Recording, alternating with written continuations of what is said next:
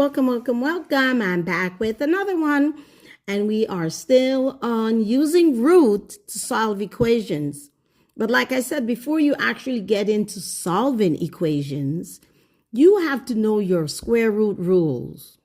So we did one in the last video, and here's another one. This rule says that you can perform operations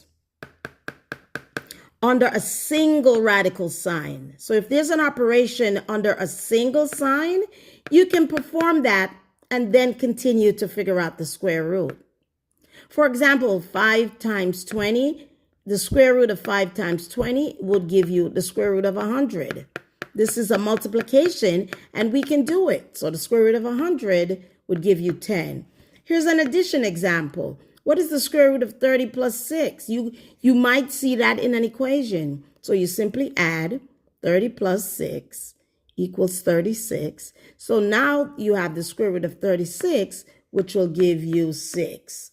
You can also divide. You can, I'm going to say, subtract. All 4 operations can be done under a single radical sign, a single square root symbol. It has to all fit under there, and then you could do that operation.